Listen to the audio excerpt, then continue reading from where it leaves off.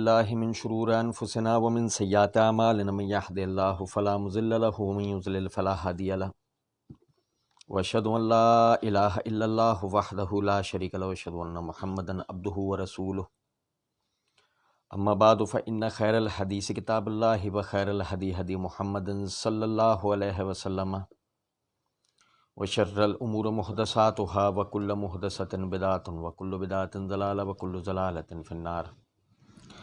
اعوذ باللہ السمیع العلیم من الشیطان الرجیم من حمزہ ونفخہ ونفثہ۔ بسم اللہ الرحمن الرحیم۔ اللہم صلی علی محمد وعلی آل محمد کما صلیت علی ابراہیم وعلی آل ابراہیم انک حمید مجید۔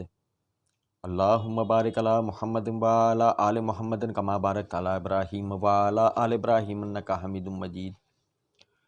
رب اشرح لی صدری ویسر لی امری واحلل عقدۃ من لسانی یفقہوا قولی رب زدنی علما۔ ما کان محمد ابا احد من رجالکم ولکن رسول اللہ وخاتم النبیین۔ اللہ رب العزت کے فضل و کرم سے معرفت رسالت کے حوالے سے ہم اس عنوان کو پڑھ رہے تھے کہ رسولوں کی تعلیمات کیا ہیں اور ان کا آخرت تو اپنی جگہ ہے، لیکن اس دنیا میں بھی ہماری کامیابی اور ہماری ترقی کے لیے کیا اس کی اہمیت و افادیت ہے۔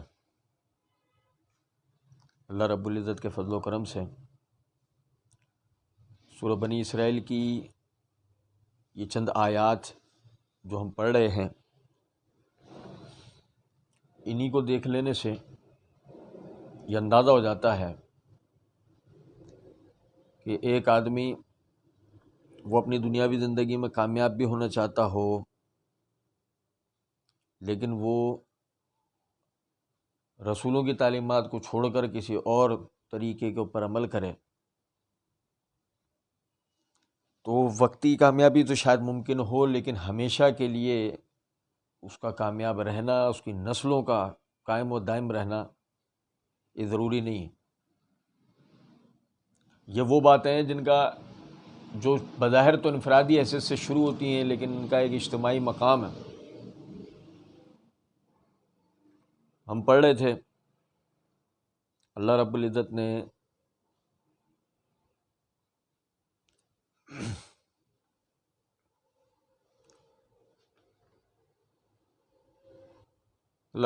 نے فرمایا وَلَا تَقْرَبُوا الزِّنَا إِنَّهُ كَانَ فَاحِشَةً۔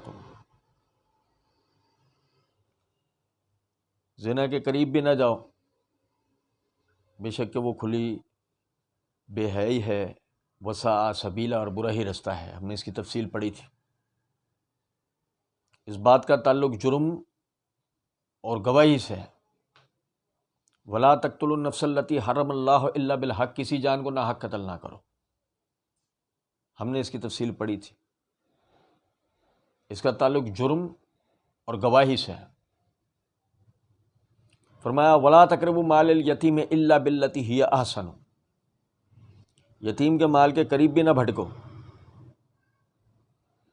ہم نے اس کی تفصیل پڑھی تھی۔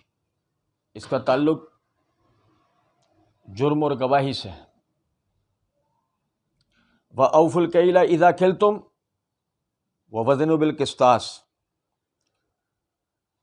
ناپ تول کو پورا کرو، برابر کرو۔ وَزِنُوا بِالْقِسْطَاسِ الْمُسْتَقِيمِ، سیدھے ترازو کے ساتھ تولو۔ ہم نے اس کی تفصیل پڑھی تھی، اور اس کا تعلق جرم اور گواہی سے ہے۔ یہی وجہ ہے کہ پھر اس کے بعد آج ہم پڑھیں گے اللہ رب العزت نے فرمایا وَلَا تَقْفُ مَا لَيْسَ لَكَ بِهِ عِلْمٌ، اس بات کے پیچھے مت پڑ جس کا تجھے علم نہ ہو۔ اس بات کے پیچھے نہ جا جس کا تجھے علم نہ ہو۔ سمجھے گا بات کو نا؟ دیکھیں، ہم اس آیت کو پہلے تو سیاق کے اعتبار سے پڑھیں گے، جو سیاق میں نے آپ بھائیوں کے سامنے رکھا ہے۔ پھر دوسرا دو اس میں مزید باتیں ہمیں سیکھنے کو ملتی تو اور بھی ہیں، لیکن فی الحال یہ 3 باتیں آپ بھائیوں کے سامنے میں رکھوں گا۔ دیکھیں، یہ میرے ہاتھ میں تفسیر طبری ہے، امام ابو جعفر محمد بن جریر طبری رحمۃ اللہ علیہ، جلد نمبر 8 کے صفحہ نمبر 80 کے اوپر فرماتے ہیں کہ وَأَصْلُ الْكَفَّ الْأَذْلِ وَالْبُہْتِ، کفون یہ اصل لفظ ہے، اس کی جو اصل ہے وہ کسی پہ الزام تراشی یا بہتان لگانا ہے، یعنی کہ اس کے اندر وہ بات نہیں تھی، ہم نے اس کے اوپر وہ الزام لگایا ہے، وہ بات اس کے اندر نہیں تھی، یہ اس کی اصل ہے، ٹھیک ہے۔ اچھا، وہ اس کے لیے انہوں نے جو نا وہ ایک شعر بھی نبی صلی اللہ علیہ وسلم کا بیان کیا ہے، نحن بنو نضر بنی کنانا لا نکفو ام منا ولا نتفکی من ابینا، ہم بنو کنانا نہ تو اپنی ماں کو الزام دیتے ہیں اور نہ ہی جو ہے اپنے باپ کو کوئی قصوروار ٹھہراتے ہیں۔ اب دیکھیے یہاں پہ یہ جو لفظ آیا نا نکفو، وہی کفن، مراد کسی پہ الزام لگانا، بہتان تراشی کرنا۔ میں نے جیسے عرض کیا کہ پچھلی آیات جتنی بھی ہیں سب کا تعلق جرائم اور گواہوں سے، گواہیوں سے، تو یہی وجہ ہے کہ آگے اللہ رب العزت نے فرمایا وَلَا تَقْفُ مَا لَيْسَ لَكَ بِهِ علم، اس بات کے پیچھے مت پڑ جس کا تجھے علم نہیں، یعنی وہ گواہی مت دے کہ جو گواہی ثابت نہیں، جھوٹ مت بول۔ اب دیکھیں یہی وجہ ہے کہ اسی صفحے پر وہ امام قتادہ رحمۃ اللہ علیہ کا قول لے کر آئے ہیں کہ انہوں نے اس آیت کی تفسیر کرتے ہوئے فرمایا لا تقل رأیت ولم ترى، یہ مت بول میں نے دیکھا جبکہ تو نے دیکھا نہ ہو، وسمعت ولم تسمع، میں نے سنا جبکہ تو نے سنا نہ ہو، فإن اللہ تبارک و تعالی سائلک عن ذلک کلہ، اللہ رب العزت تجھ سے ان تمام چیزوں کے بارے میں سوال کرے گا۔ تو دیکھیں یہ اشارہ ہے اس بات کی طرف کہ وہ بات جو خود نے نہیں سنی اس کے سننے جیسی گواہی نہ دے، اور جو بات خود نے نہیں دیکھی اس کے دیکھنے جیسی گواہی نہ دے۔ تو آپ سمجھیں کہ یہ کتنی زبردست بات ہے کہ ایک آدمی اگر اس ادب کو لے کر چلے وہ کبھی جھوٹی گواہی دے گا؟ غلط بات میں کھڑا ہو سکتا ہے کبھی؟ وہ کبھی بھی نہیں۔ ہر وہ بات جس سے ظلم پنپے، ظلم کو ترقی ملے، وہ کبھی بھی اس بات کے ساتھ کھڑا ہوگا نہیں ہوگا، نہ ایسی گواہی کبھی بھی نہیں دے گا۔ آج ہمارے عدالتوں کے اندر جب ہم دیکھتے ہیں کہ باقاعدہ وہ جھوٹی گواہی دینے کے لیے آدمی تیار ہو جاتا ہے، کھڑا ہو جاتا ہے، وجہ کیا ہے اس کی؟ ایمان اور دین کے علم کی کمی ہے۔ اللہ رب العزت نے اس بات سے منع کیا ہے کہ وہ بات نہیں کرنی، ان السمع والبصر والفؤاد کل اولئک کان عنہ مسئولا، بے شک کہ سماعت، بصارت، کان کا، آنکھ کا اور دل کا، کل قیامت کے دن اللہ رب العزت ان سب سے سوال کرے گا، ان سب سے۔ کان کا دیکھا کہ میں نے دیکھا تھا، آنکھ کا دیکھا کہ میں نے دیکھا تھا، کان کا سنا کہ میں نے سنا تھا، اللہ رب العزت ان سے ہی پوچھوائے گا۔ ایسے ہی تھا، کان اور آنکھیں بتائیں گی اللہ جھوٹ کہتا تھا، اللہ یہ جھوٹ کہتا تھا۔ اسی طرح دل یعنی مطلب ضمیر ساتھ نہیں ہے اس کے، اپنے ضمیر کے خلاف جا کر اس نے اس یعنی کہ جھوٹی اس ظلم کے اوپر گواہی دی ہے۔ مومن کبھی ایسا کر سکتا؟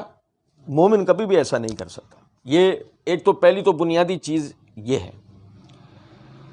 اچھا دیکھیں دوسری بات وہ کہتے ہیں، امام ابو جعفر فرماتے ہیں وَكَانَ بَعْضُ أَهْلِ الْعَرْبِ مِنْ أَهْلِ الْكُوفَةِ يَزْعَمُ أَنَّ أَصْلَهِ الْقِيَافَةُ وَهِيَ اتِّبَاعُ الْأَثَرِ، وہ کہتے ہیں اہل کوفہ کے بعض یعنی عربی دان وہ اس طرف گئے ہیں کہ وہ کہتے ہیں کہ قیافہ وہ اسی کے اصل ہے، یعنی یہ اس کا اصل ہے الکف، کہ اس میں ہوتا کیا، وَهِيَ اتِّبَاعُ الْأَثَرِ، نشانات کی پیروی کی جاتی ہے قیافہ میں۔ اب بھائیوں پتہ نا قیافہ شناسی، قیافہ میں نشانات کی پیروی کی جاتی ہے، تو مطلب یہ ہے ولا تکفو، مت پیروی کر، یہی وجہ ہے کہ امام ابو جعفر کہتے ہیں کہ ایک معنی اس کا یہ بھی ہے لا تتبع ما لم تعلم، اس بات کی پیروی نہ کر جس کا تجھے علم نہ ہو، ولا یعنیک، اور نہ ہی وہ تیرا اصل مقصود ہو. اس بات کی پیروی نہ کر جو کہ یعنی کہ جس کا تجھے علم نہیں ہے، جسے تو جانتا نہیں ہے، اور جو تیرا اصل میں مقصود نہیں ہے. اب پھر دوبارہ سے آپ دیکھیں کہ امام قتادہ رحمۃ اللہ علیہ کا جو قول ہے لا تقل رأیت ولم ترى وسمعت ولم تسمع فإن اللہ تبارک وتعالی سائلک عن ذلک کلہ، ذالک کلہ ہی، یہ جو لفظ ہے نا یہ اور واضح کر دیتا ہے کسی چیز کے لیے مت بول میں نے دیکھا جبکہ تو نے دیکھا نہ ہو، یہ مت بول میں نے سنا جبکہ تو نے نہ سنا ہو، بس بے شک اللہ رب العزت کل قیامت کے دن ایسے تمام احوال کے بارے میں تجھ سے سوال کرے گا. یہ میرے ہاتھ میں تفسیر قرطبی ہے، اس کی جلد نمبر 5 کا صفحہ نمبر 678 کے اوپر امام قرطبی رحمۃ اللہ علیہ فرماتے ہیں ولا تکفو، یعنی پیروی نہ کر اس کی جسے تو جانتا نہ ہو اور نہ وہ تیرا مقصود اور مراد ہو سکتی ہو. اور وہ کہتے ہیں کہ یعنی کہ کفوتہ اکفوہ اور کفتوہ اور اکفوہ اور کفیتہ، یہ تمام الفاظ جب استعمال ہوتے ہیں جب تو کسی کے نشان کی پیروی کرے. اب آپ یہ دیکھیں کہ اس سے ہمیں ایک بات یہ پتہ لگتی ہے کہ اللہ رب العزت نے فرمایا وَلَا تَقْفُ مَا لَيْسَ لَكَ بِهِ عِلْمٌ، اس بات کی پیروی نہ کر جس کا تجھے علم، تو اس کا مطلب پیروی کس کی ہوگی؟ علم کی. پیروی کس کی ہوگی؟ اچھا میں آپ کو ایک چیز بتاؤں ذرا سمجھے گا بات. میں نے سورہ اقراء کے اندر سورہ علق میں علم کے معنی بتایا تھا. اسلام کے علاوہ کسی بھی چیز کو علم نہیں کہا جا سکتا. آپ ایک لفظ علم لے رہے ہیں نا تو اس کے معنی مفہوم کو جہاں پر اس کا اطلاق ہوگا اسے بھی تو لیں گے. ایک لفظ علم لے رہے ہیں نا آپ تو اس کا اطلاق جہاں ہوگا اسے بھی تو لیں گے نا، یا اپنی مرضی کی جگہ پہ فٹ کر دیں گے. جیسے قتل کا معنی کوئی کسٹرڈ کر سکتا ہے کہ قتل کا معنی کیا ہے؟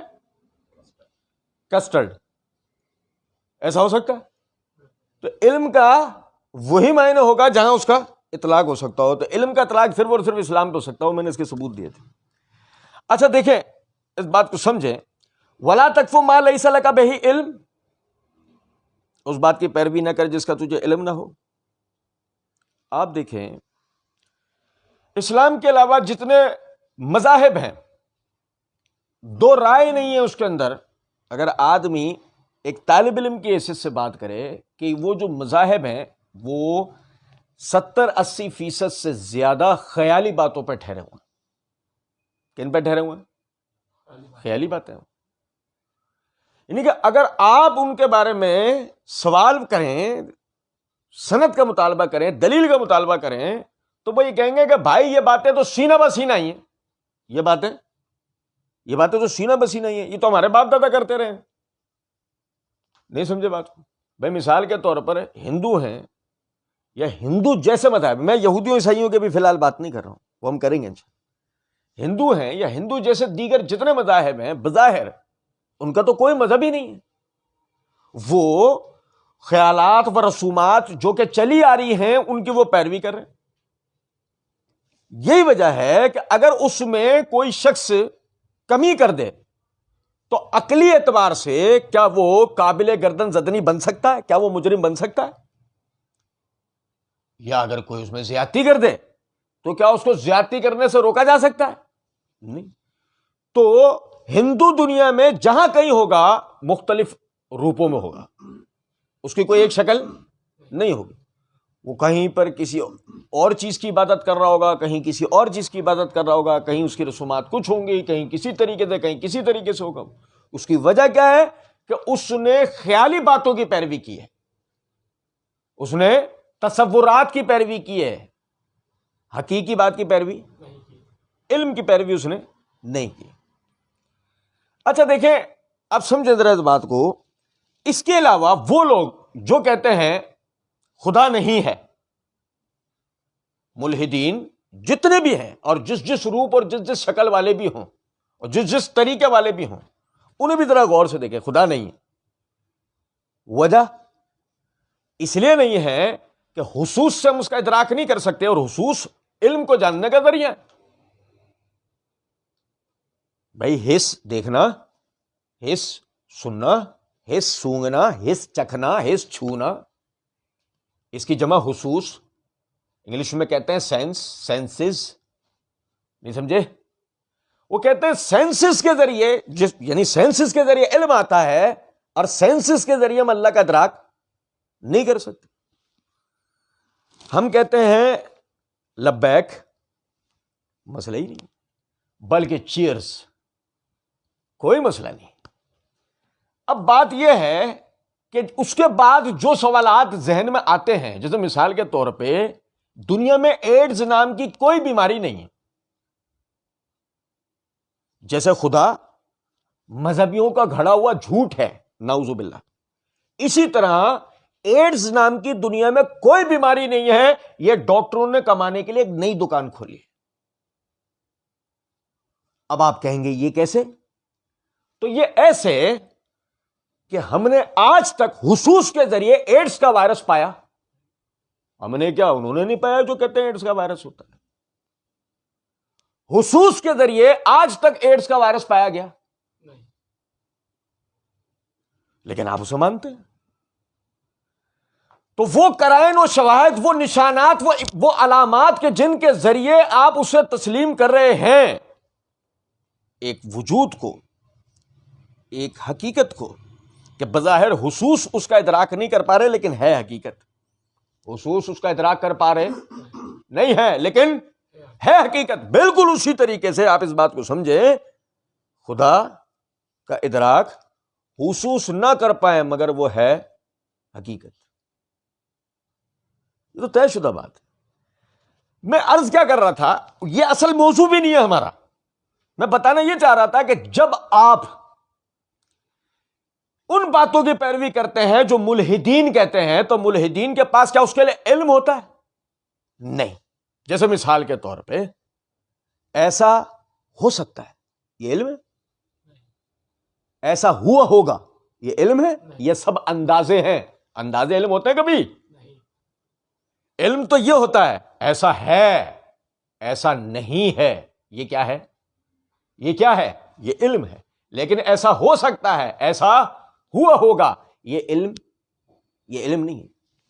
اب دنیا بننے سے لے کے اور کائنات کی جس حوالے سے بھی ہم کبھی بھی کوئی تھیوری پیش کرتے ہیں، بھی انسان پہلے بندر تھا، کیسے؟ نہیں دیکھو نا، یہ یوں یوں یوں تو ایسا ہو سکتا ہے، اور یوں یوں تو ایسا ہوا ہوگا. سمجھ رہے ہیں میری بات کا مطلب؟ یہ نہیں. تو یہ علم نہیں ہے.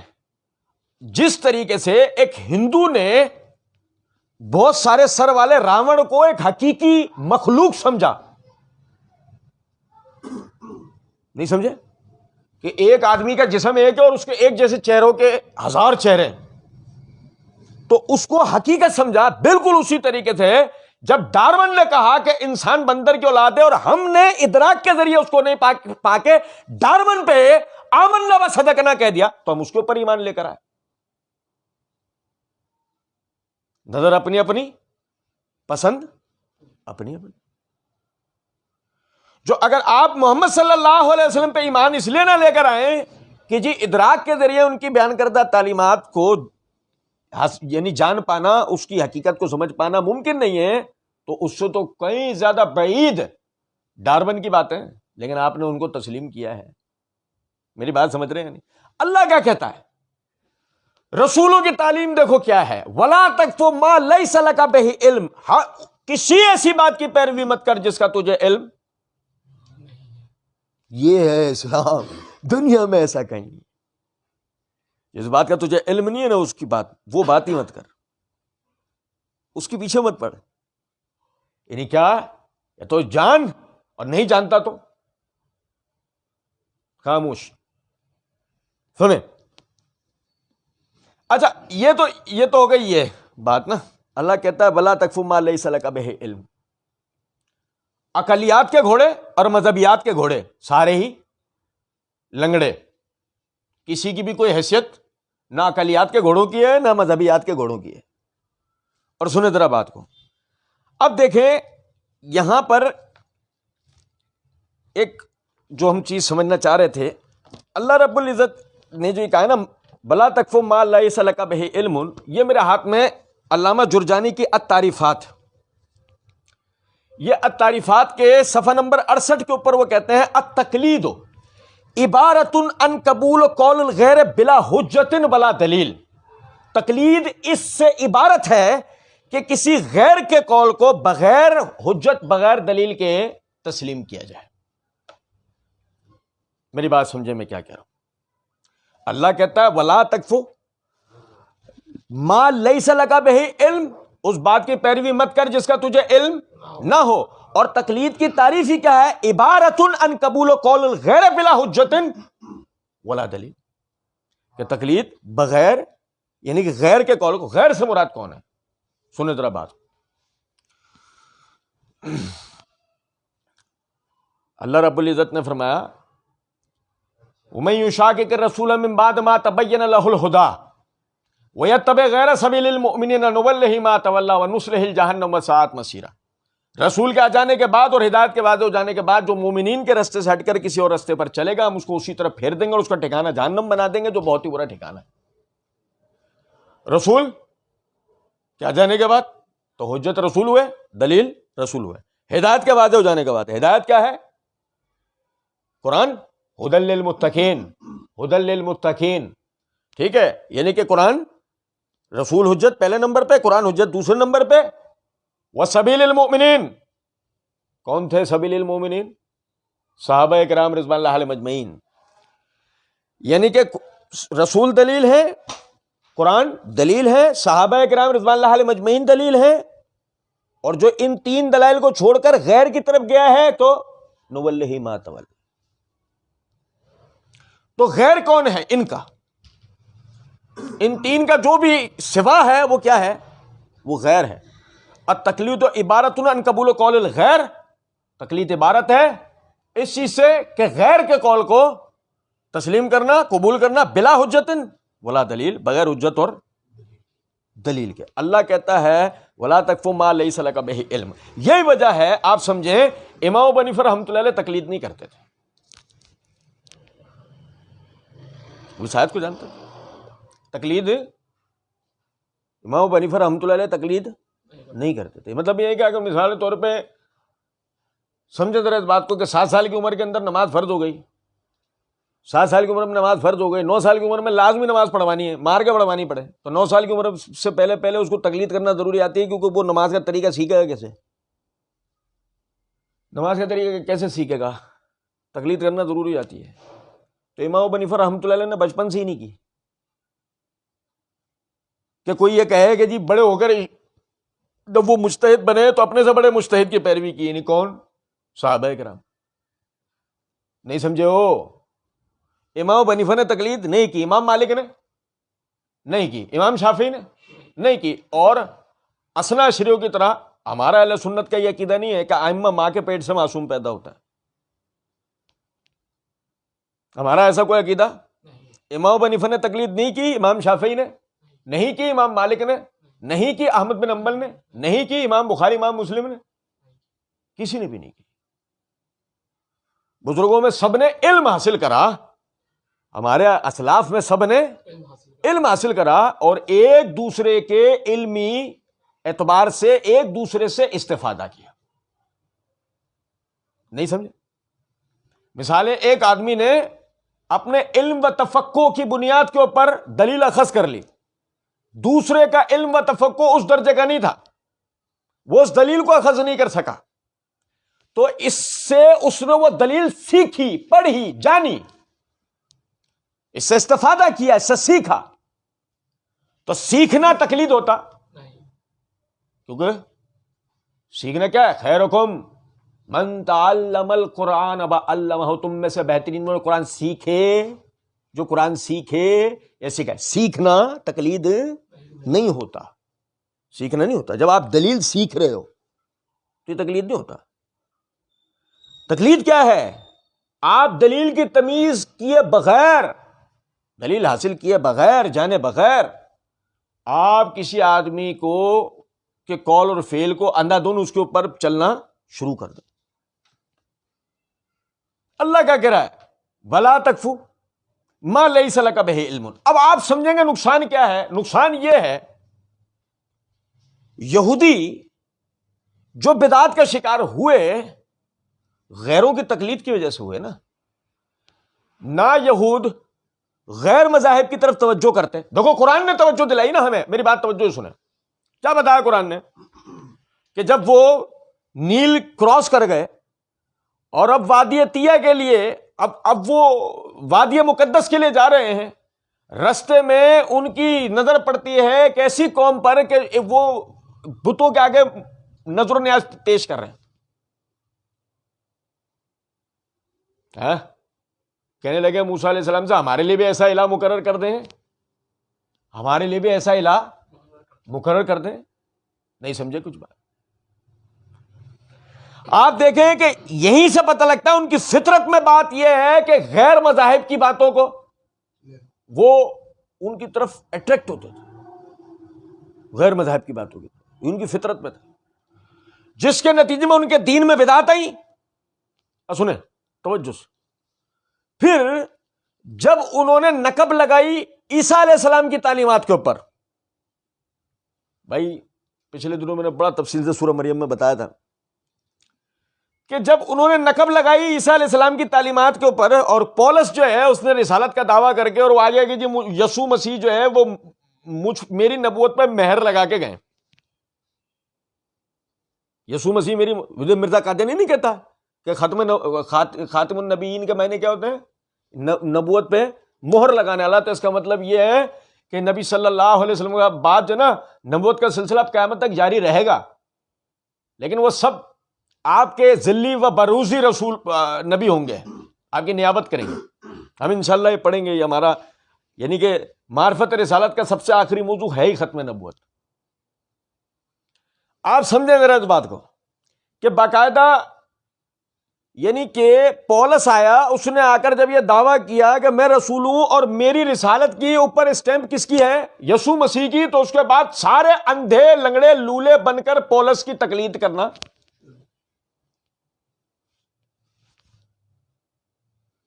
نتیجتاً اسی تقلید کا بگاڑ تھا کہ سورہ توبہ میں اللہ رب العزت نے فرمایا اتخذوا احبارهم ورهبانهم اربابا من دون اللہ والمسیح عیسی ابن مریم. ان لوگوں نے اپنے روحانی پیشواؤں, عالموں کو اور یسوع مسیح کو اللہ کے سوا رب بنا لیا. سن ترمذی کے اندر حدیث ہے, عدی بن حاتم رضی اللہ تعالیٰ عنہ عیسائیوں کے بہت بڑے عالم تھے اسلام لانے سے پہلے. اب وہ آئے کہنے لگے اللہ کے رسول یہ والمسیح عیسی ابن مریم یہ تو اپنی جگہ ہے, لیکن اتخذوا احبارهم ورهبانهم اربابا من دون اللہ یہ کیا ہے کہ ان لوگوں نے اپنے روحانی پیشواؤں اور عالموں کو اللہ کے سوا رب بنا لیا. ہم نے تو کبھی اپنے عالموں کے سامنے نہ رکوع کیا نہ سجدہ کیا, تو یہ رب بنانے کا مطلب کیا ہے؟ تو نبی صلی اللہ علیہ وسلم نے فرمایا اے عدی, تمہارے علماء جو بھی فیصلہ دیا کرتے تھے اس کے لیے تم کتاب کھول کے دیکھتے تھے؟ کتاب مراد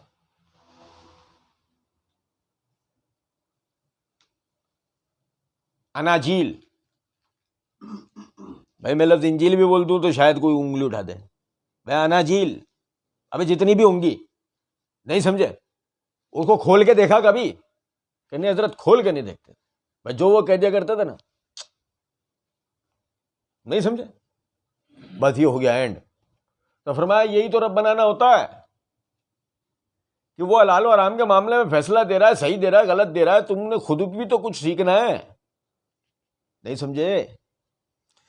تو دیکھیں ولا تقف ما لیس لک بہ علم, اس کی پیروی مت کر جس کا تجھے علم نہ ہو. پولس رسول بن سکتا ہے یا نہیں اس کا تمہیں علم تھا؟ تمہیں یہ علم پہنچایا گیا کبھی؟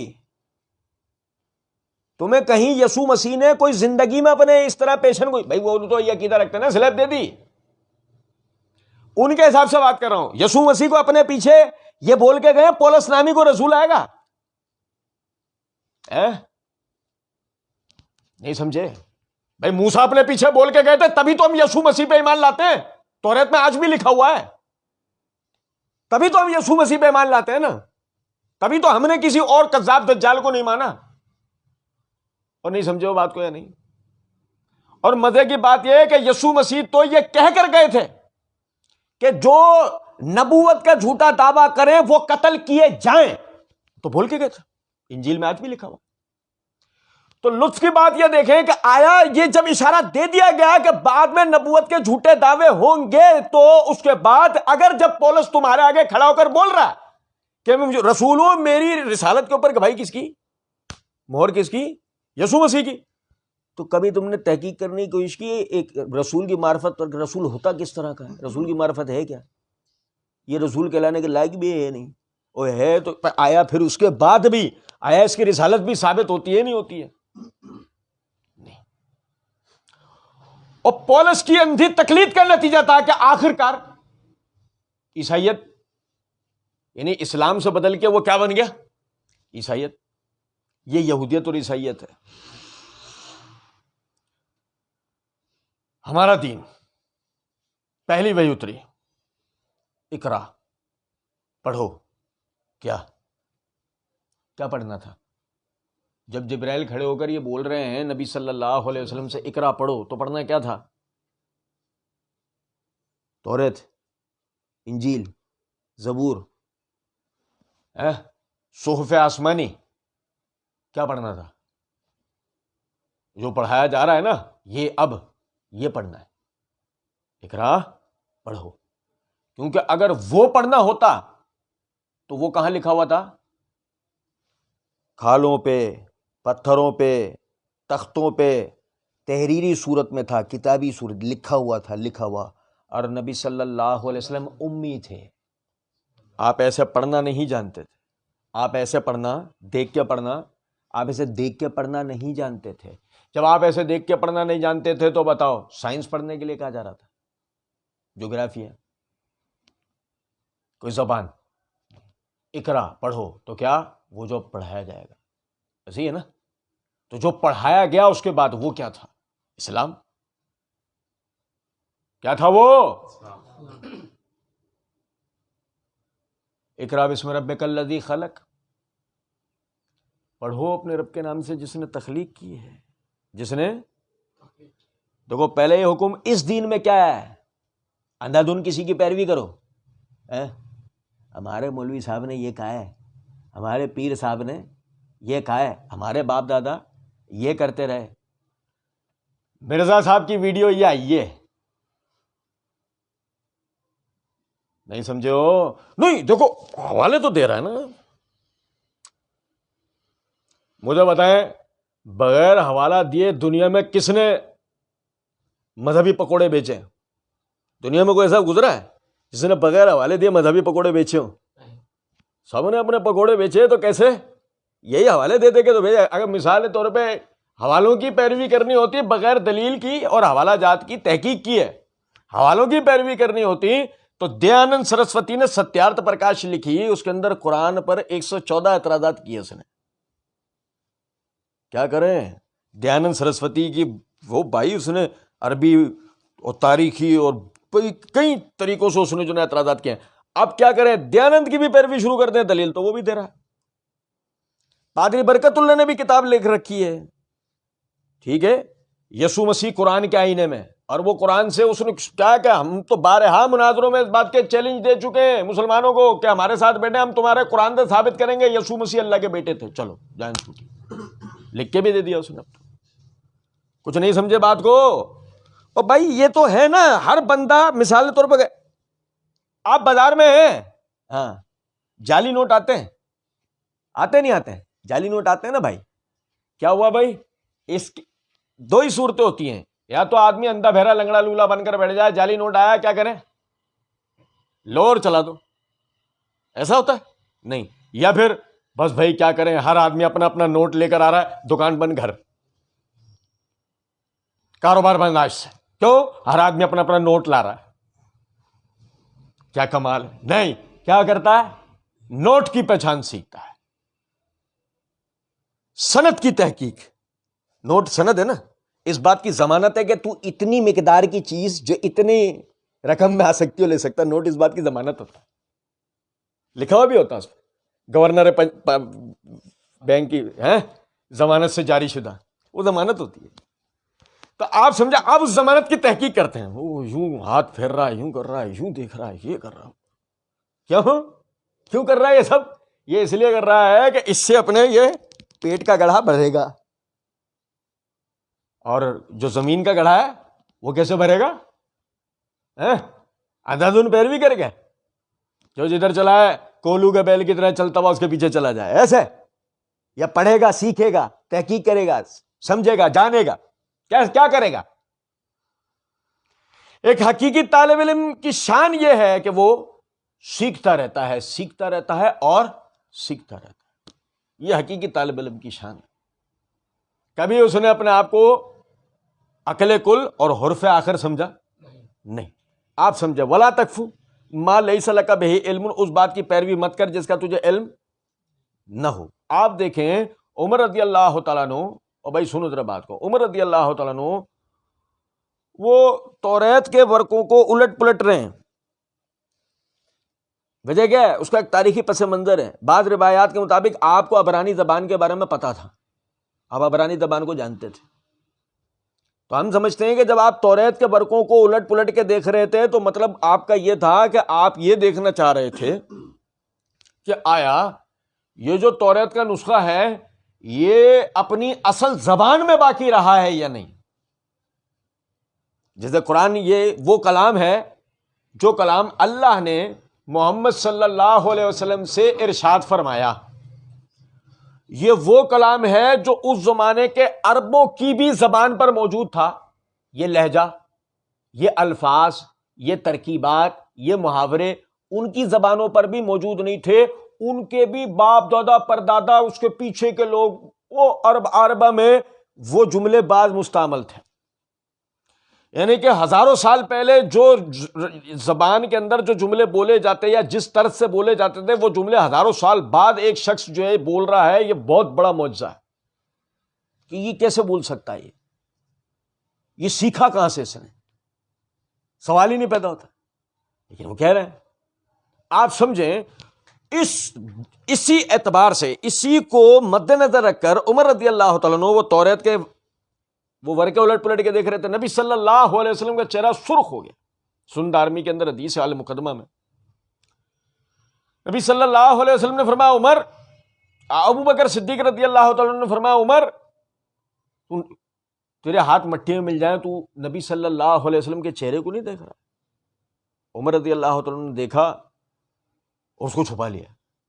کہ اللہ کے رسول میں آپ کے غصے سے اللہ کی پناہ مانگتا ہوں، آپ کیوں ناراض؟ نبی صلی اللہ علیہ وسلم نے فرمایا عمر میرے آ جانے کے بعد تو توریت میں ہدایت ڈھونڈ رہا ہے، میرے آ جانے کے بعد تو توریت میں ہدایت ڈھونڈ رہا ہے، فضائل سنت میں ڈھونڈ رہے ہو، فضائل عمل میں. محمد علی مرزا صاحب بتائیں گے. کون بتائے گا؟ ڈھونڈ کہاں رہے ہو ہدایت؟ قرآن پڑھا ہے؟ ہاں رمضان میں. ترجمہ پڑھا تھا؟ ہاں وہ 2-3 سورتوں کا پڑھا تھا.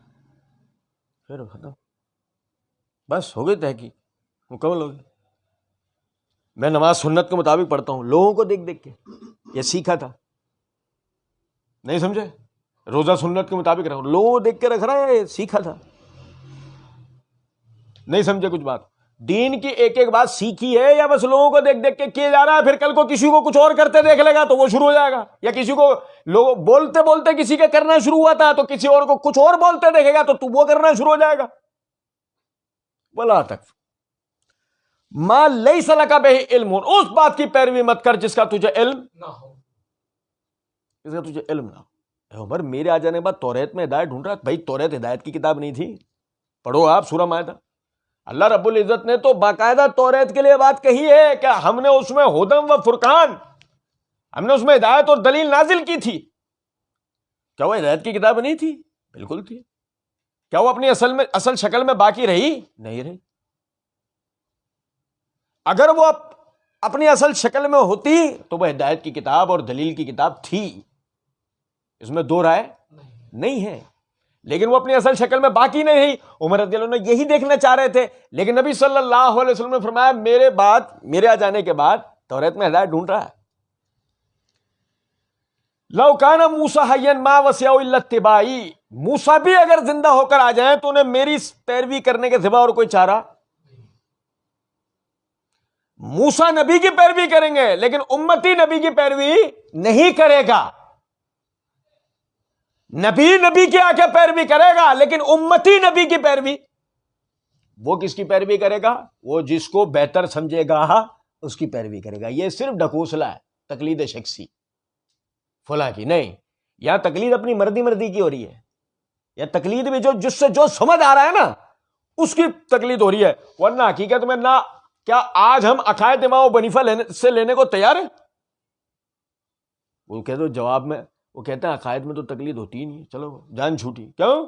عقائد تو علم ہے. ہاں تو وہ ظنی بات تو تھوڑی ہوتی، علمی بات تو ثابت ہو، دلیل سے ہو گیا. اچھا پھر وہ ثابت ہے، اس کا علم ہے، سب کو ہے نہیں. جب سب کو نہیں ہے تو اس صورت میں عقائد کے اندر آپ کتب عقائد کی طرف رجوع کر رہے ہیں نا. ابوالحسن اشعری، ابو منصور ماتریدی کی کتابیں اٹھا رہے ہیں نا. بات تو وہی آ گئی. آپ نے عقیدے کے مسئلے میں ان کی تقلید کرنی ہے اور فروعات کے اندر امام ابو حنیفہ کی، بعض مسائل میں امام شافعی کی. وہاں فقہ حنفی کو خیر بات کر دیتے ہیں، فقہ شافعی والے فقہ حنفی کی یا فقہ مالکی کی طرف چلے آتے ہیں، وہ فقہ شافعی کو خیر بات کر دیتے ہیں. یعنی کہ مطلب یہ ہے کہ تقلید بھی مردی کی چل رہی ہے. اور پھر جو مقلدین کا معاملہ ہے وہ ہمارے سامنے. اللہ کہتا ہے وَلَا تَقْفُ مَا لَيْسَ لَكَ بِهِ علم. وہ کہتے ہیں کہ علم اور معرفت کے اندر کیا آدمی برابر ہو سکتا ہے؟ اللہ کہہ رہا ہے قرآن میں وَلَا يُحِيطُونَ بِشَيْءٍ مِّنْ عِلْمِهِ إِلَّا بِمَا شَاءَ. ہمارے علم کا کوئی احاطہ نہیں کر سکتا مگر جس کے لیے ہم چاہیں. نہیں سمجھے؟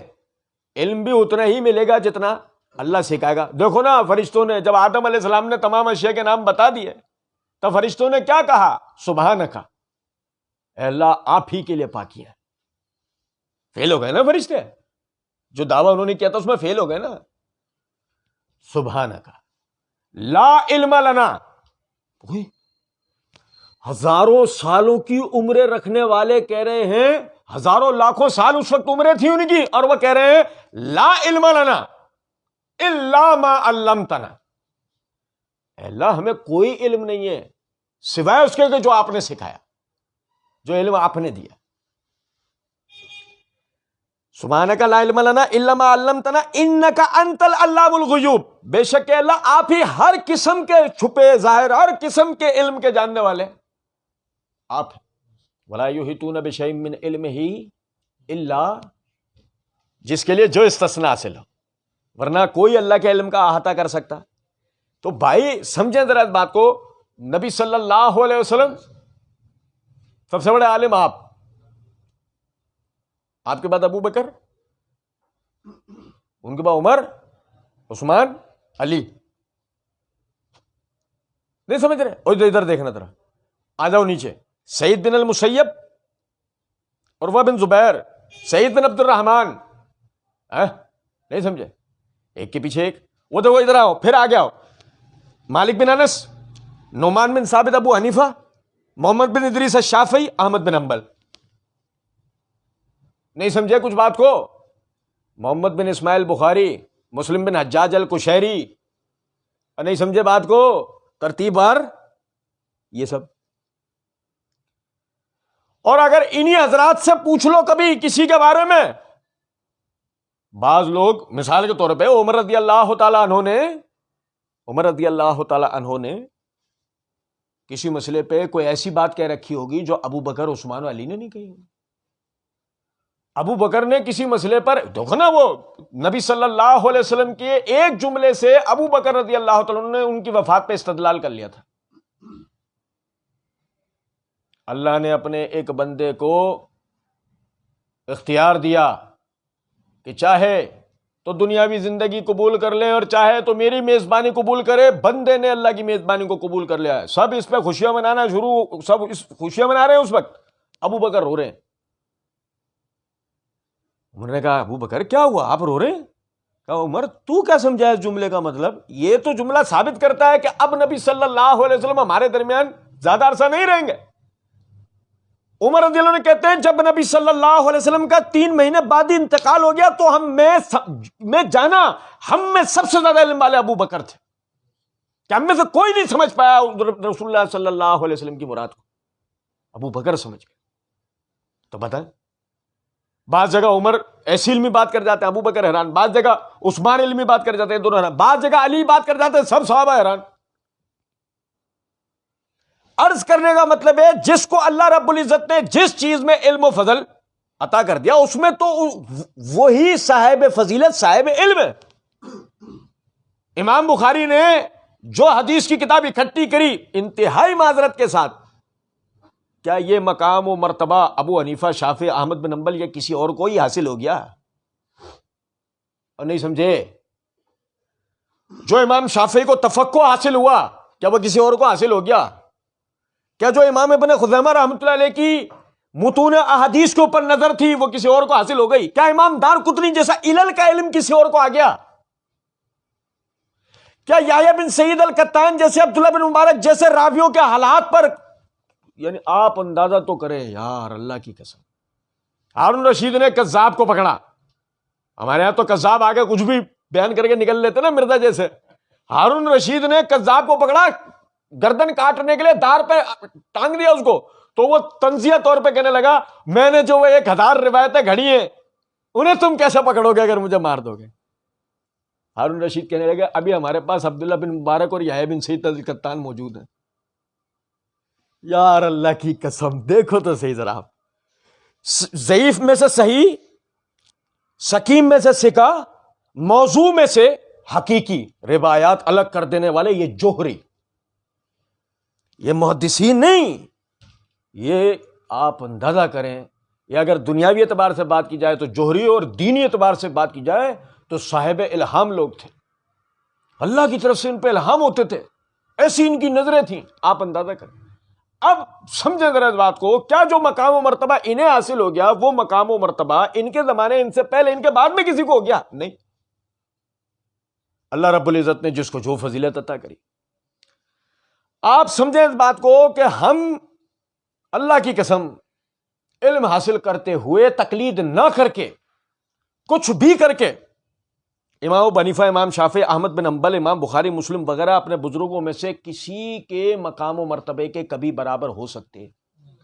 اگر ہم ہزاروں کتابیں بھی اپنے اندر پی لیں نا گھول کے، ہزاروں کتابوں کا علم بھی ہمارے اندر آ جائے، کبھی بھی ہم اپنے سے پہلے، ایک زمانہ پہلے گزرے ہوئے کسی بزرگ کے علم کا مقابلہ، اس کی ایک فطری وجہ ہے۔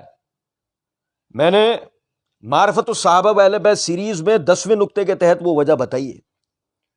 ہم عقلی اور منطقی اعتبار سے بھی کبھی برابری نہیں کر سکتے، کیونکہ جو علم یقینی انہیں حاصل ہو چکا تھا نا وہ ہمیں نہیں، ہم تو وہ گمانوں سے ہی باہر نہیں نکل رہے، ہمارا بڑا برا حال۔ کتابیں ان کے پاس، میں آپ کو ایک مزے کی بات بتاتا ہوں، سنیں ذرا بات، ایک آدمی کے پاس علم حاصل کرنے کے لیے 7 کتابیں ہیں، ایک آدمی کے پاس انٹرنیٹ ہے، ایک آدمی کے پاس علم حاصل کرنے کے لیے 7 کتابیں اور ایک آدمی کے پاس انٹرنیٹ ہے۔ وہ 7 کتابیں موضوعات رکھتی ہیں، ان موضوعات پہ وہ پڑھ سیکھ سمجھ رہا ہے تو اس کا دماغ کہاں لگا ہوا ہے؟ ان موضوعات پہ۔ وہ کسے پک کر رہا ہے؟ ان موضوعات پہ۔ لیکن ایک آدمی اسکرول کر رہا ہے، تو کیا وہ کوئی ایک چیز سیکھ رہا ہے یا اسے ایک چیز پتہ لگ رہی ہے؟ نہیں، نتیجتاً کیا ہو رہا ہے؟ اس کے دماغ میں صرف چوچو کا مربع بن رہا ہے۔ ایک آدمی پڑھ ہی 7 کتابیں رہا ہے اور ایک آدمی ہزاروں موضوعات ایک وقت میں دیکھ رہا ہے، تو علم کس کو آئے گا؟ وہ جو کتابیں پڑھ رہا تھا جس میں تھیں 7 کتابیں کل کائنات، وہ اس کو آئے گا یا اس کو آئے گا؟ فرق صرف اتنا ہے کہ جن 7 کتابوں کی میں آپ سے بات کر رہا ہوں وہ قرآن سمیت سیہ ستہ یعنی حدیث کی 6 کتابیں ہیں، بخاری، مسلم، ابو داؤد، نسائی، ترمذی، ابن ماجہ۔ اب اس آدمی کا علم اور اپنے علم کا آپ موازنہ کر کے دیکھیں، آپ کبھی اس کے برابر ہو سکتے؟ کبھی نہیں ہو سکتے۔ آپ ایک پریشان دماغ آدمی ہیں، وہ علم کو فوکس کیا ہوا آدمی ہے، زمین آسمان کا فرق ہے آپ میں، کبھی برابری نہیں ہو سکتی۔ تو میرا عرض کرنے کا اس بات سے مقصد یہ تھا کہ ہم کبھی بھی تقلید کبھی بھی نہ کر کے کتنا بھی علم حاصل کرنے کے باوجود بھی کسی بھی طرح تابعین، تبع تابعین، ائمہ مجتہدین کی برابری کر سکتے؟ نہیں کر سکتے. ہم ان کے علم و فضل کے ایک نقطے کو بھی نہیں پا سکے.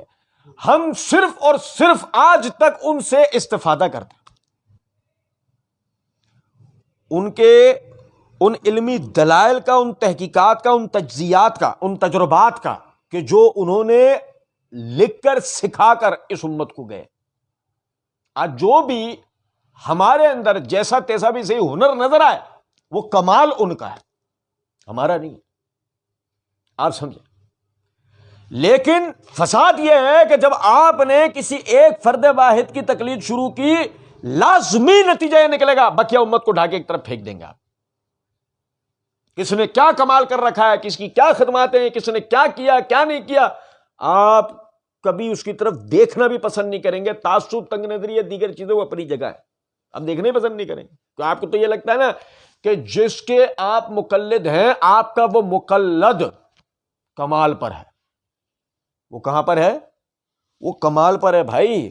اسے عربی زبان میں مکمل مہارت حاصل ہے، قرآن کے احکامات کی تمام آیات کا اسے علم ہے، 1000 احادیث احکامات پر مبنی وہ اسے ازبر ہیں، اور ان کے تمام یعنی نکات کو وہ جانتا سیکھتا سمجھتا ہے. وہ ناسخ و منسوخ کا علم رکھتا ہے، وہ راجع و مرجوع کا علم رکھتا ہے، وہ صحیح و ضعیف کا علم رکھتا ہے. وہ دینی جتنے علم و فنون ہیں وہ ان سب کے بارے میں جانا ہوا ہے. اسے سے غلطی ہو سکتی ہے، غلطی لیکن اس سے ہوئی نہیں ہے. غلطی ہو سکتی ہے لیکن مطلب وہ والا نہیں ہے عقیدہ جو ائمہ یعنی اثنا عشریہ کا ہے، ائمہ اثنا عشر کے لیے کہ جی ان سے تو غلطی ہو ہی نہیں سکتی، وہ معصوم ہے، انہوں نے تو اپنی جان یہ کہہ کے چھڑا لی وہ معصوم ہے. لیکن آپ یہ دیکھیں وہ بات کے دیگر جتنے مقلدین ہیں کوئی ہی نہیں کہتا کہ ہمارے ائمہ جو ہے وہ غلطی سے پاک تھے، لیکن غلطی انہوں نے کوئی کی نہیں. یہ سمجھ رہے ہیں؟ آج تک کسی کو غلطی بتائی گئی نہیں، جبکہ ان حضرات سے اغلاط ہوئی ہوں گی، ان کے طالب علمی کے زمانے میں ہوئی ہوں گی، یا ویسے کبھی ان سے ہوئی ہوں گی. یہی وجہ ہے احمد بن حنبل رحمۃ اللہ علیہ فرمایا کرتے تھے لا تقلدونی، میری تقلید نہیں کرنا. ولا مالک، مالک کی بھی تقلید، ولا شافعی، شافعی کی بھی نہیں کرنا. دین وہاں سے لینا جہاں سے ہم لوگوں نے لیا ہے. اور کچھ سمجھو بات کو یا نہیں؟ دین وہاں سے لینا ہے جہاں سے سب نے لیا ہے، صحابہ، تابعین، تبع. ہاں پھر یہ ہوتا ہے آپ دلیل تک نہیں پہنچ پائے، آپ دلیل تک پہنچ نہیں سکے، تو اس صورت میں آپ دلیل اخذ کریں گے انہی حضرات علماء کرام سے. نہیں سمجھے وہ بات؟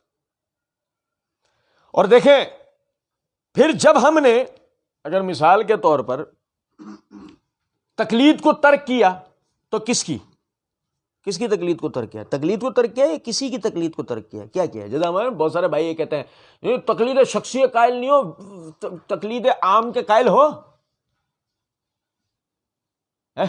تقلید مطلق کے قائل ہو. ایسا ہم کہتے ہیں چھوڑے تقلید شخصی تقلید مطلق کو. یار یہ تقلید شخصی جو تھی نا یہ آپ چھوڑیں، آپ نے ایک کی تقلید کرنی تھی وہ آپ نے نہیں کی. یہ ویسے ہی جب آپ تقلید کو چھوڑ کر آئے ہیں، ہم میں بہت سارے لوگ ہیں نا ہم تقلید نہیں کرتے، تقلید کو چھوڑ کر آئے ہیں. یہ کسی فرد واحد کی تقلید کو چھوڑ کر آئے، اس کے بعد کسی اور کی کر رہے ہیں، تقلید کو چھوڑ کے آئے. کیا کہیں گے؟ تقلید کو چھوڑ کے آئے. ایسا نہیں کہ امام ابو حنیفہ کی تقلید کو چھوڑا تھا تو امام شافعی کی شروع کر دی، امام شافعی کی تقلید کو چھوڑا تھا تو امام مالک کی شروع کر دی، امام بخاری کی شروع کر دی، مفتی تقی عثمانی صاحب کی شروع کر دی. نہیں سمجھے؟ مفتی منیب الرحمان صاحب کی شروع کر دی. اور نہیں سمجھے؟ یا مفتی حافظ ایوب صاحب کی شروع کر دی.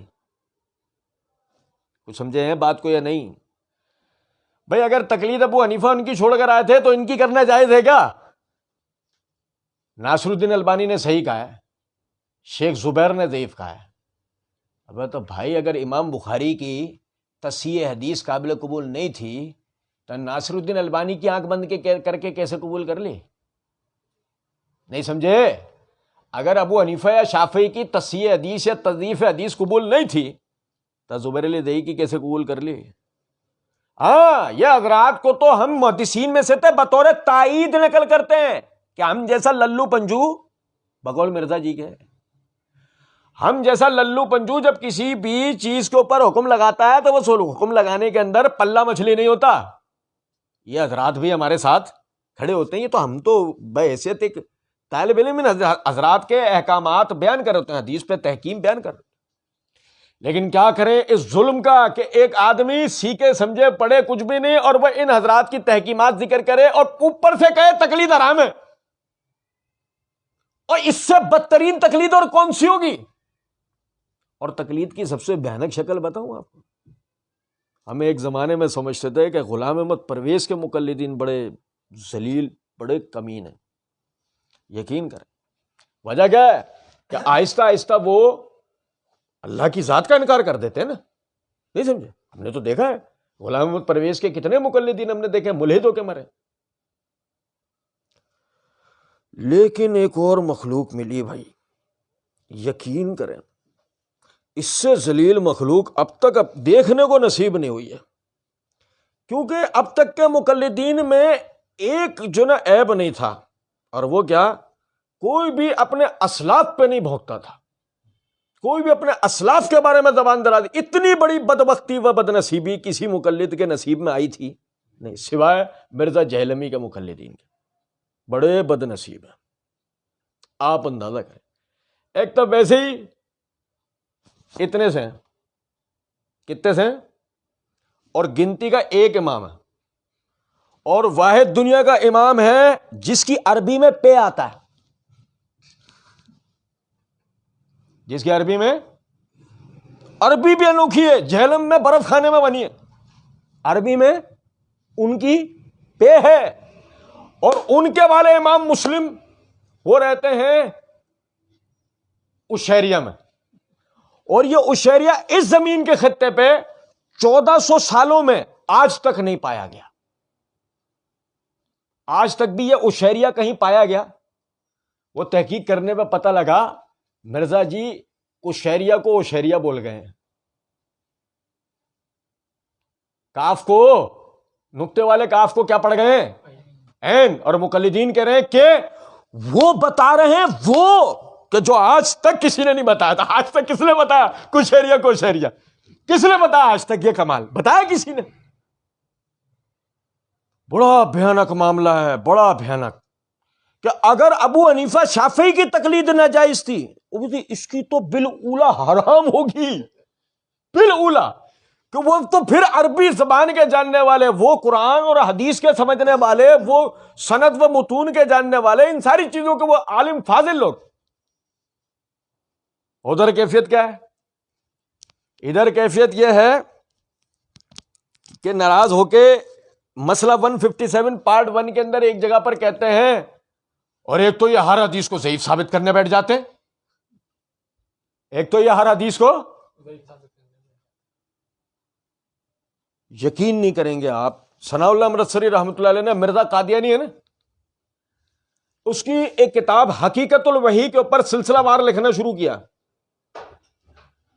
اور بھائی سنیں، مرزا قادیانی نے ایک جگہ پر ایک روایت اپنے بارے میں نقل کری، ثناء اللہ امرتسری رحمۃ اللہ نے اس روایت کا ضعیف ہونا بیان کرا. مرزا نے اس کے اوپر جو ہے جواب الجواب یہ لکھا، ہم نے جو روایت بیان کری اس کو فلاں مفسر میں نام نہیں لے رہا، فلاں مفسر نے اپنی فلاں کتاب میں اور فلاں محدث نے اپنی فلاں کتاب میں اس کو صحیح حسن کے رکھا ہے. ایک تو ان کا مسئلہ یہ ہے کہ ہر حدیث کو ضعیف ثابت کرنے بیٹھ جاتے ہیں. 100 سال بعد یہی جملہ کون دہرا رہا ہے؟ 100 سال پہلے مرزا قادیانی نے جملہ کہا تھا، اور 100 سال بعد مرزا جہلمی یہی جملہ دہرا رہا ہے. آپ سمجھیں میں عرض کیا کرنا چاہ رہا ہوں؟ مسئلہ کیا ہے؟ مسئلہ صرف ایک ہے. آپ دیکھیں کہ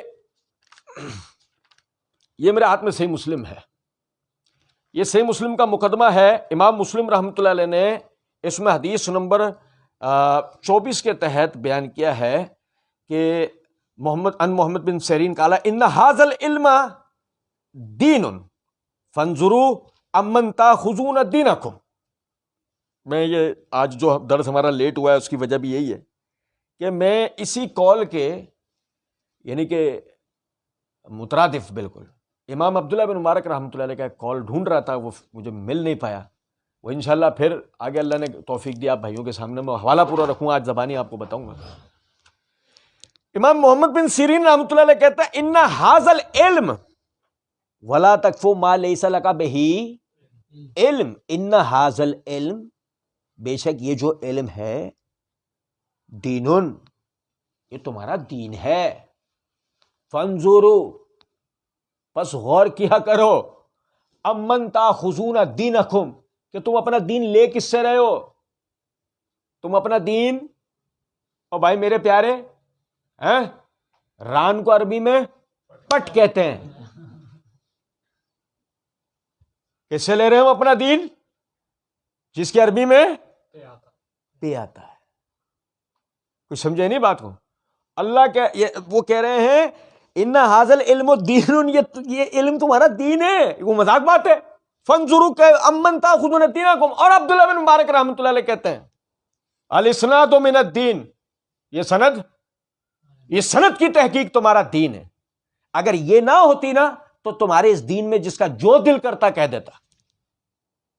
آج ہم کیسے جنازوں کو کندھوں پہ اٹھائے پھر رہے ہیں, نہیں سمجھے؟ میتیں جو نکالی ہیں نا ہم نے اللہ کے کرم سے, یہ میتیں ہم نے نکالی ہے, جو تو قبرستان میں جگہ نہیں ملی, اب تک تو دفنا بھی چکے ہوتے.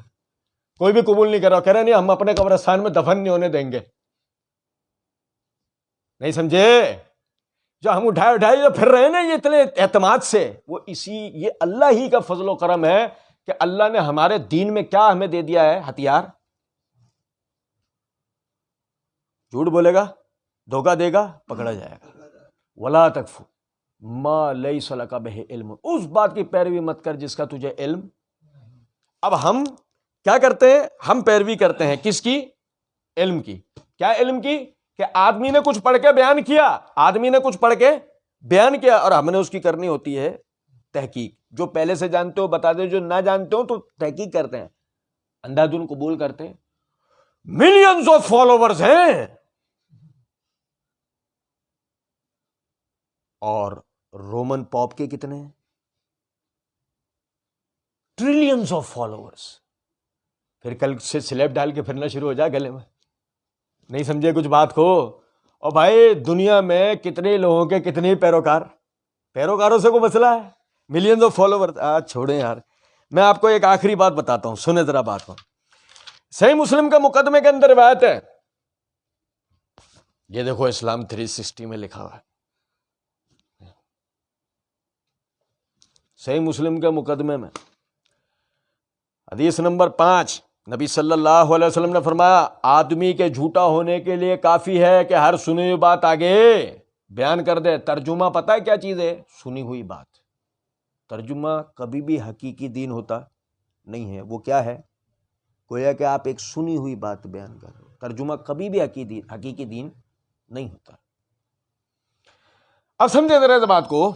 مثال کے طور پہ آپ میں سے کچھ بھائی یہاں سمجھدار بیٹھے ہیں, کیا جب ہم ان اللہ و ملائکۃ یصلون علی النبی پڑھ رہے ہوتے ہیں تو وہاں ہم صلاۃ کا معنی کر رہے ہوتے ہیں؟ کرتے ہیں؟ بتائیے. آپ حضرات طالب علم بیٹھے نا. ان اللہ و ملائکۃ یصلون علی النبی میں صلاۃ کے لفظی معنوں پہ کبھی ہم بات کرتے ہیں, یا وہی اصطلاحی معنی جو شریعت نے طے کیے کہ بے شک اللہ اور اس کے فرشتے محمد صلی اللہ علیہ وسلم پر درود بھیجتے ہیں؟ صلاۃ کے معنی درود کر رہے ہوتے ہیں یا نہیں؟ تو یہ کون سا معنی ہے جو لغت میں؟ نہیں. کون سا معنی ہے جو ہمارے اصطلاح شریعت میں؟ تو ترجمہ کبھی دین ہوتا؟ آپ کوئی صلاۃ کا یہاں ترجمہ کر کے کہہ نہیں تو دیکھو یہی لکھا ہوا ہے نا, تو اسے لکھے ہوئے سے مسئلہ حل ہوگا؟ نہیں. اصل میں شریعت نے اس سے مراد کیا لی ہے, اس سے مسئلے کا حل ہوگا. نہیں سمجھے؟ ورنہ مترادفات دیکھنے بیٹھیں گے تو لغت میں فاتحہ کے معنی حیض والی عورت بھی مل جاتے ہیں. فاتحہ کے لغت میں کیا معنی مل جاتے ہیں؟ نہیں سمجھے ہو تو نعوذ باللہ من ذالک سورہ فاتحہ کے معنی کیا کر دو گے؟ کیا کرنے جا رہا ہوں؟ ترجمہ پڑھنے جا رہا ہوں, ترجمہ پڑھوں گا اور چوچو ترجمہ پڑھ کے نکال کے حیض والی عورت لے آئے گا. ایسے ہی ہے. تو اس لیے ترجمہ حقیقی دین نہیں ہے. ہاں دین کی طرف اشارہ ہے. دین کیا ہے؟ وہ اس کی اپنی حقیقی زبان میں.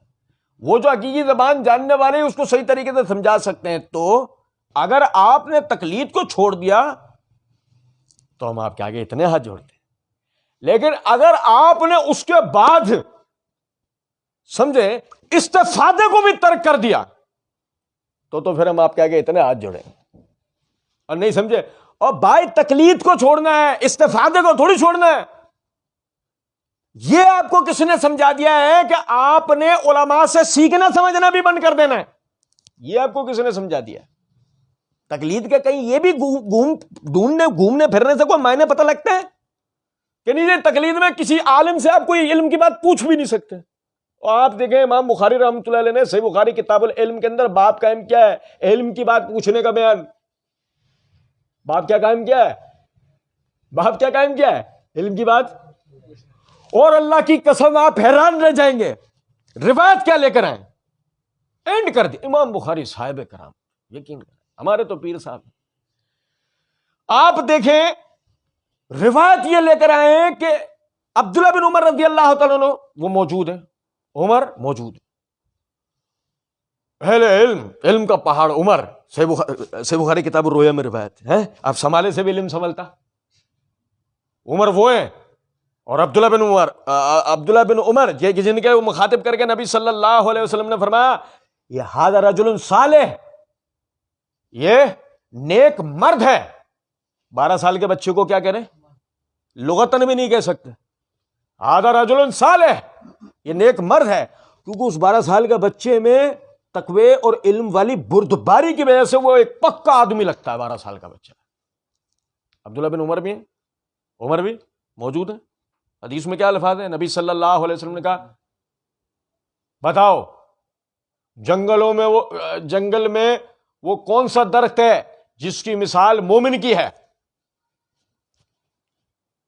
سوال کون کر رہا ہے؟ ارے یار امام بخاری کی کرامت تو دیکھو آپ ذرا. سوال پوچھنا اگر تقلید ہوتا تو